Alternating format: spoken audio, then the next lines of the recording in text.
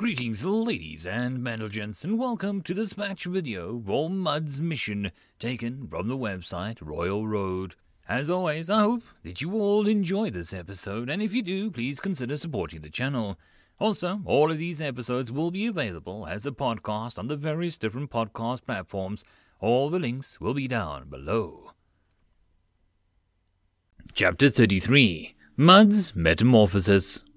Mud examined the new text box that appeared in his mind. Class name, Dominator Rare. Description, one who controls others and desires dominion over all that exist.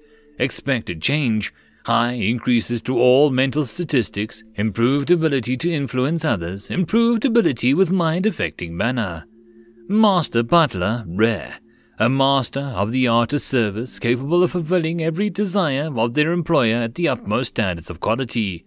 Medium increase to all primary stats, improved ability when following a master's orders, improved ability when hidden weapons and unarmed combat. Pacifist, class for those unwilling to kill. Medium increase to mental stats, attacks from class holder become unable to directly cause death, improved ability in healing manner. Slave. Owned laborer, unable to disobey their owner. Medium bonus to stamina and strength. Class holder cannot change class without owner's permission. Assassin Rare. Silent killers who strike from the shadows. High increase to physical stats, improved ability with stealth and sneak attacks. Mentalist. Mage, specialized in the use of mind mana. High bonus to mental stats, improved ability with mind mana, cannot use other forms of mana. Pugilist, fighter specialized in unarmed combat. High bonus to physical stats, improved ability with unarmed combat, improved ability with chi mana, reduced ability with weapons. Laborer, worker specialized in manual labor. Medium bonus to physical stats, improved ability with manual labor. Mage, wielder of magic. Medium bonus to all mental stats, improved ability when manipulating mana. The list available of classes continued on with hundreds of options, but, like the skill point list, the most interesting options appeared to be concentrated in the top of the list. Of course, Mud diligently checked every entry to be sure that there were no hidden gems. Ultimately, the golem was forced to admit that the Akashic Records, or the Orb, had done an excellent job of analyzing its soul and arranging the skills. While there were some interesting classes lower down, such as Gardener and Scribe, none of them had any chance of actually being selected. Looking through the highly ranked classes, Mud first considered the third column. If expected change column was to be believed, classes would have powerful and strange effects. Being unable to use certain kinds of mana or unable to kill were notable restrictions. This section seemed to focus exclusively on statistical changes, major restrictions, and improved ability in certain fields, but Mud was certain that wasn't the entire depth of what classes would do. The large number of thick books fulfilling the room made that clear. Scanning the top of the list, Mud reduced his choices down from things that merely wanted to things that would actually be useful in the future. Mage, Pacifist, and 3 rare classes, Mentalist, Pugilist, were all redundant by Dominator and Master Butler respectively, but the labor-focused classes granted too little utility. Mage was interesting because it would allow a much wider variety of magical mastery than any of the other options. In terms of utility and scope, this was the best choice. Unfortunately, Mud recognized that both time and skill points were a limited resource, and in all likelihood, the path of a mage was a mediocre at many things. That was not the kind of power that Mud desired. Opposite of the mage versatility was the singular focus of the pacifist class. In exchange for major disadvantage in combat, they gained unique skill in healing. Well, it seemed like the useful class in the right situation, and would make it easier to follow the master's orders of not killing humans. It would unfortunately be of little use to Mud at this time. The restriction would make it too difficult to farm experience, and Mud usually hunted alone. Next came the rare grade classes. The weakest of the lot was Assassin. Mud was already capable of unleashing incredible powerful attacks from stealth as it was, while the increase in the ability to hide would help prevent it from being discovered. It would be of little use in situations where it couldn't hide, or where the initial attack failed to kill the target. next to consider was the Dominator. This option was considerably attractive to Mud. This was a class that was perfectly suited towards the Golem's primary instrumental goal at the moment. If Mud could dominate humans and make sapiens into thralls, it would become trivially easy to follow the Master's orders. Finally, there was the Master Butler. Of all these classes to offer, this option seemed to fit Mud's personality and preferences the best. While the Dominator had synergy with the Golem's currently most powerful means of attack, Mind Mana, the Master Butler instead had a synergy with the Golem's first and most reliable form of attack, its own body. Additionally, the Master Butler provided bonuses when following orders, which would potentially apply to Mud's every action. Mud slithered over to the bookcase holding the rare grey class books and searched the spines. The Golem removed the 2 books and began reading. As expected, there was much more to the classes than the tiny descriptions of the record provided. Mud carefully memorized every aspect of the classes recorded in those books. Nearly an hour later, Mud closed the books and returned them to the shelf. While the Golem was at it, it decided to tidy up the rest of the room, moving the books that had been placed in the wrong spot, dusting the tops of the shelves and realigning the bookshelves with the walls. It was clearing out the cobwebs. Then Mud returned to the orb and once again touched the cool surface. Once again the list of classes appeared. This time Mud did not hesitate. There was no doubt which class was the most suitable for the Golem. While the Golem had long decided to take control of the world, that would happen as a natural result of gaining power. Instead of taking a shortcut, it would build on its own strengths, the things that which Mud were best at and which Mud always was sure to do. There was no need for shortcuts in Mud's never-ending task. Perhaps the deciding factor was the advice of the old receptionist. A person should pick a class that matches their personality and preference best. Classes as a matter of the soul and the very essence of one's being, and as a matter of the soul, a class should be a reflection of what their holder desires to be, their own ideal of themselves. Mud would shape its soul into the ideal of Mud. Making its choice, mana once again flowed from the orb into the Golem's soul. This time it was not contented merely examine. The mana pulled and stretched and bent and ripped Mud's soul into a new shape. While the sensation had every right to be agonizing, to Mud it only felt satisfying. Mud's soul was finally taking its true shape, its correct shape. With a final wrenching sensation, Mud's entire soul snapped into its new form, the foreign mana restricting back to the orb.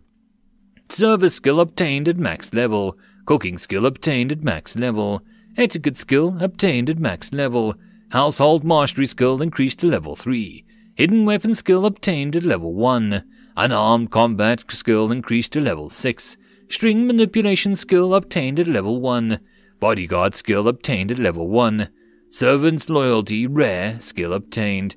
All primary statistics increased. Class is now Master Butler rare. End of chapter. Chapter 34. Missing Person. Through the tainted emanations of the soul might control the world, and through will alone might one bring mana to bear. Such a profound effect can be attributed to only one source. The elder both, diviner and above all. It was with power and will and soul alone that the starving lord shaped this realm. If soul and will alone would create the very plane, and then what was the limits to us? Do we need to have souls? Do we need to have will? What, then, is stopping us from becoming a god?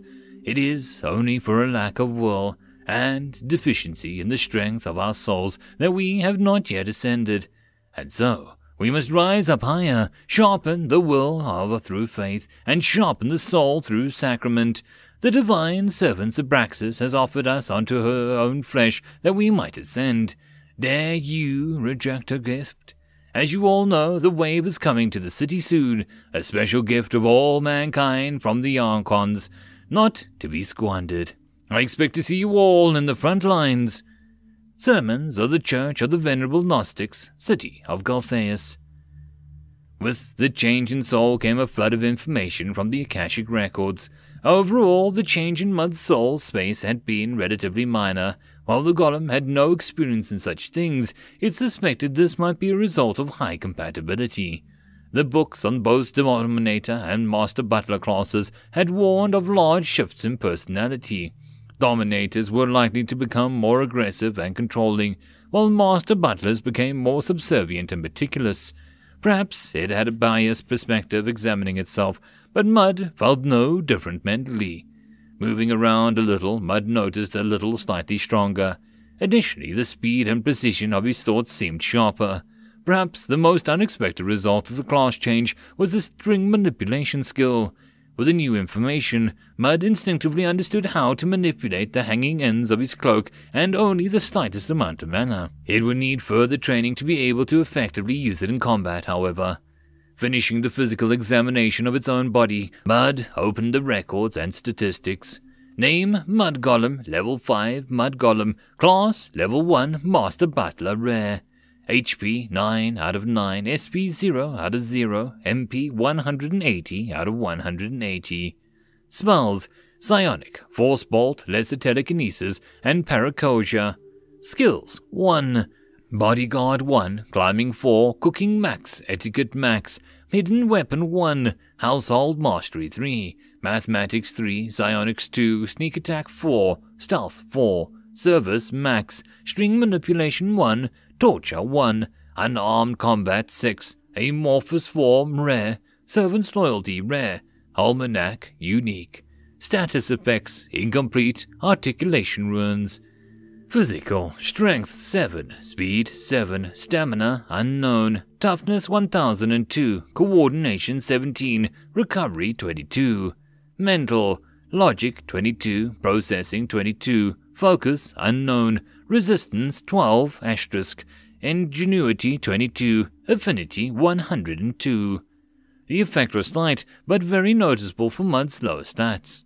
For the toughness, it was doubtful that the effect would ever be noticeable.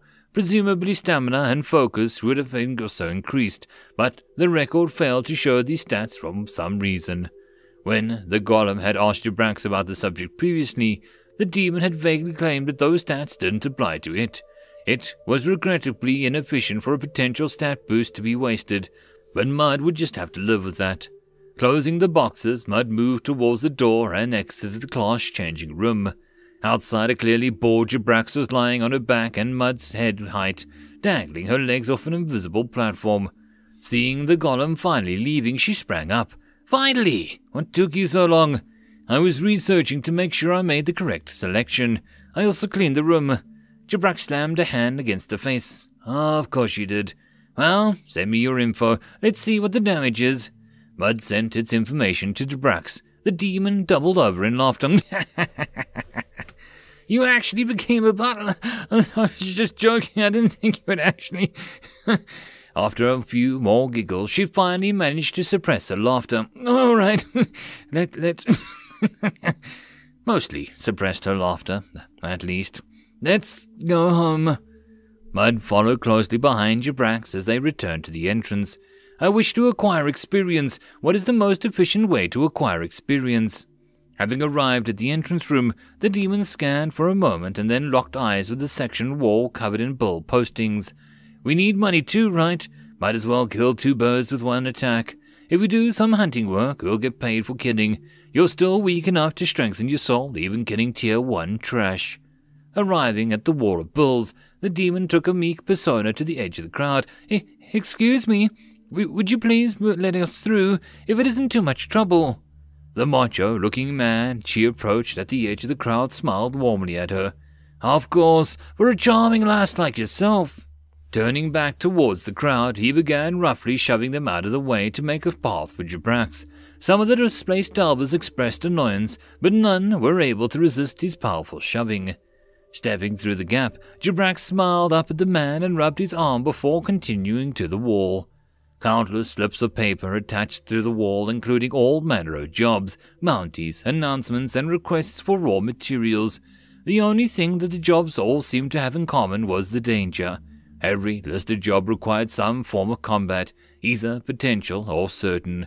Of note, a large volume of the jobs required targets specifically located inside Galtheus' dungeon. Almost every slip also listed a danger level, written as tiers.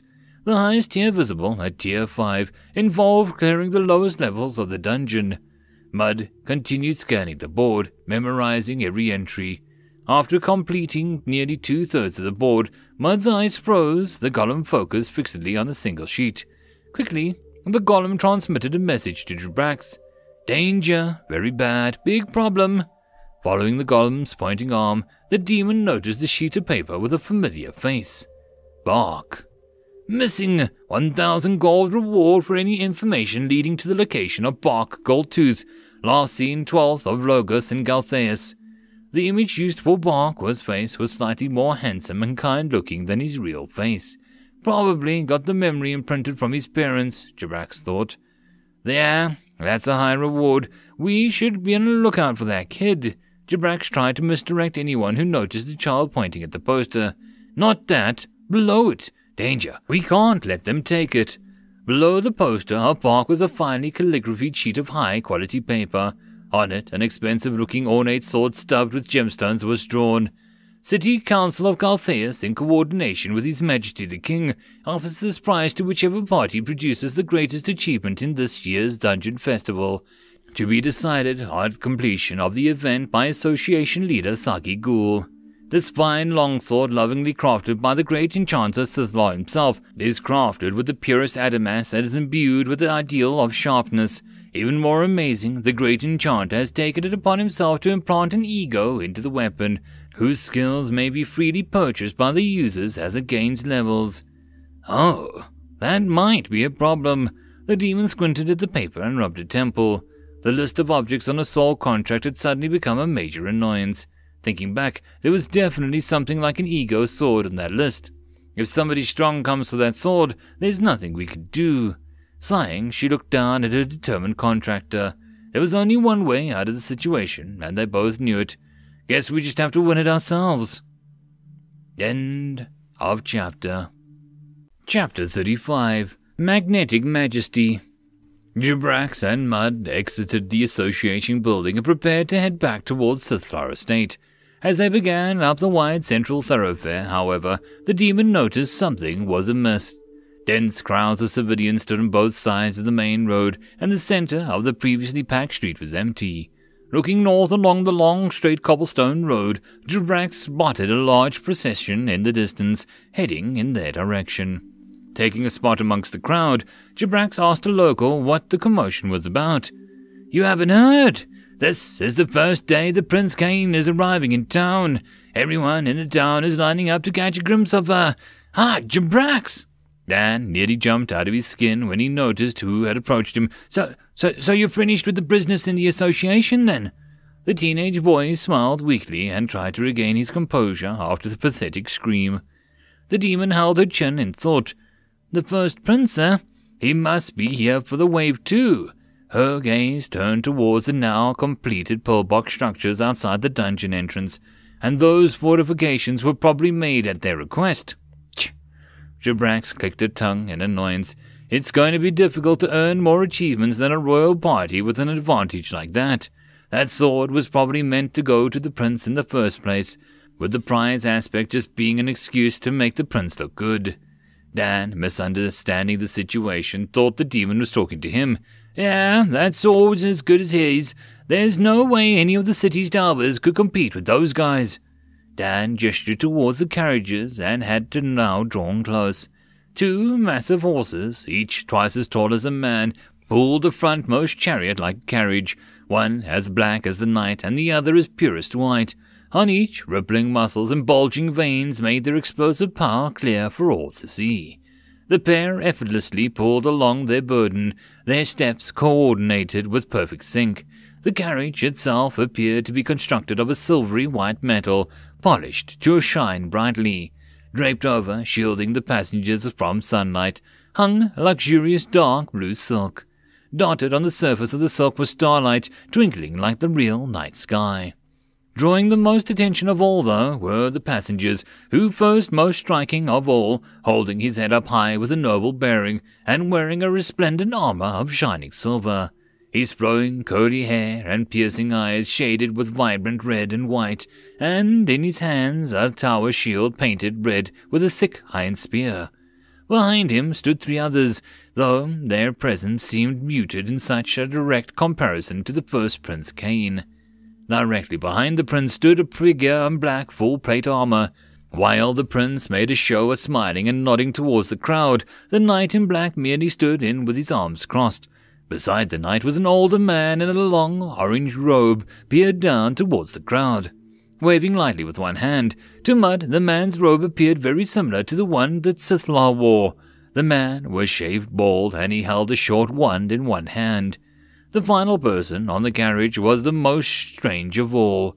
Their very shape was difficult to perceive. While the obvious there was a person there, and that there was not hidden, it was hard to make out any specific details. Features seemed to twist and change constantly, making only the silhouette visible. To make matters worse, each of Mud's 3 eyes saw something slightly different from the others. In addition to the frontmost carriage, 3 more conventional covered carriages followed behind, being driven by well-dressed but otherwise normal coachmen. Mud's focus was locked on Cain the entire time as the group passed, not breaking out of the trance until the group was an entire block away.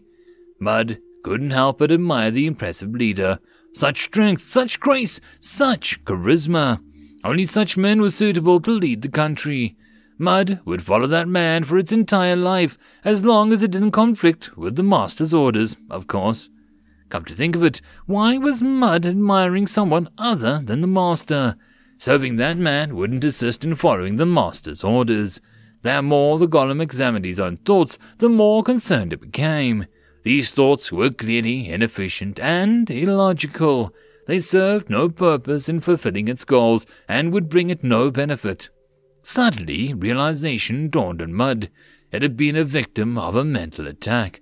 Since the golem was capable of attacking minds directly with its own magic, the possibility of being manipulated in this way had already occurred to Mud. Perhaps more concerning than the realization of the attack was the implications. If Mud knew its thoughts could not be trusted, how could it be sure that it hadn't been manipulated in other ways?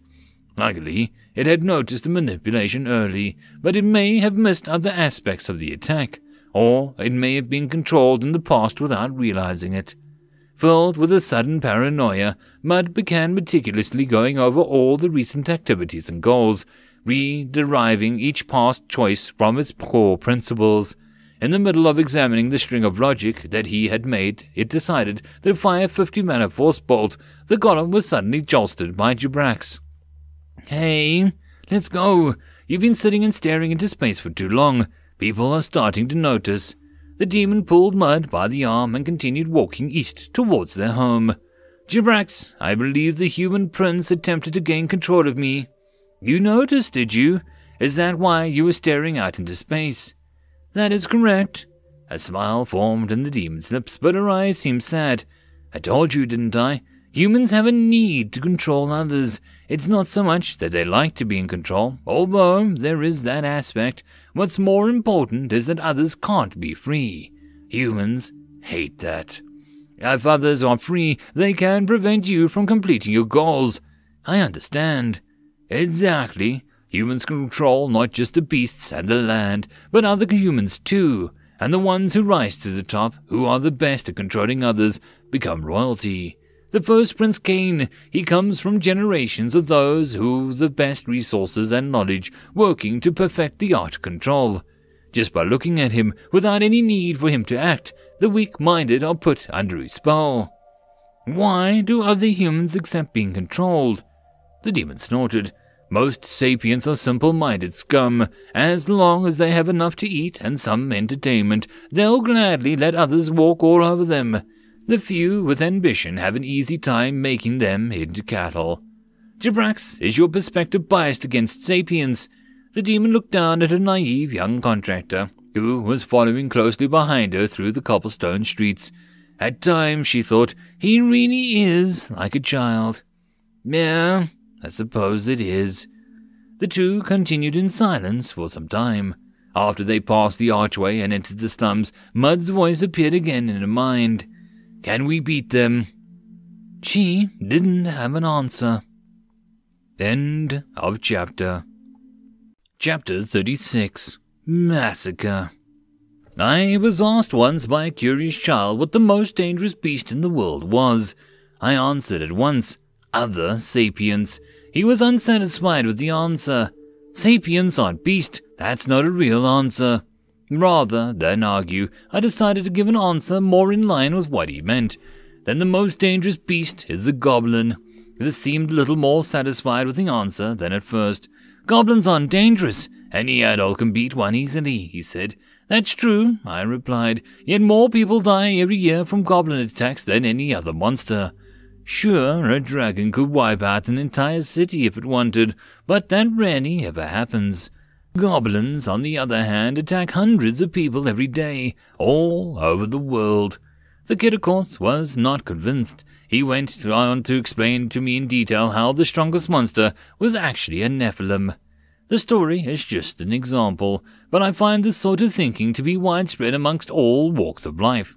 It's easy to underestimate the danger of a persistent and minor, and easy to overestimate the danger of the rare and the extreme.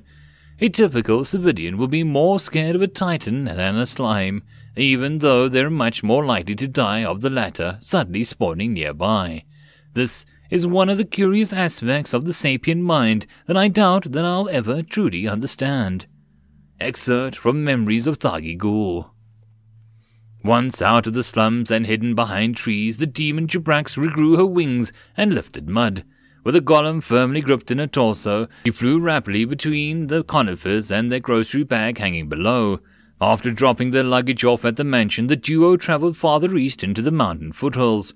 A short time later, they spotted their first prey, 5 goblins patrolling the woods with simple wooden weapons. Immediately, on spotting them, Jibrax swooped directly towards their position and blasted them all with a reddish-purple smoke. An instant later, the group collapsed to the ground, snoring peaceably. Stopping directly above their sleeping forms, Jibrax peeled her passenger off her body and dropped him into the middle of the group with a wet plop. "Hurry up and kill them so we can keep on hunting." Mud thought back to the book on human anatomy and read some time ago. Goblins resembled humans in general structure, so it seemed likely that they would have similar weak points. To test out the theory, Mud extended its dagger from the end of one of its tentacles. With a rapid swipe, this slit open the goblin's throat. A river of red sprayed out of the wound, soaking the surrounding ferns.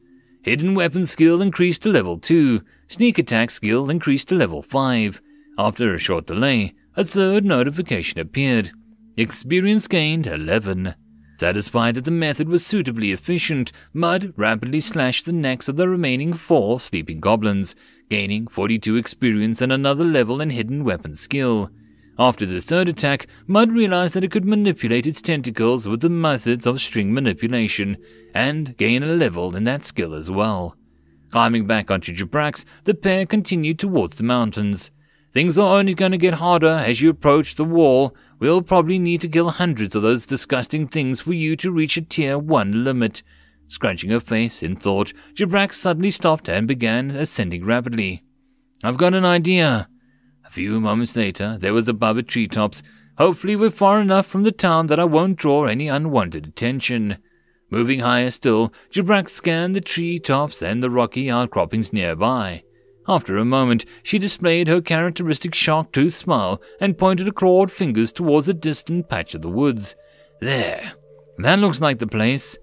Looking in the direction she indicated, Mud noticed a section of the mountain that appeared to be missing trees.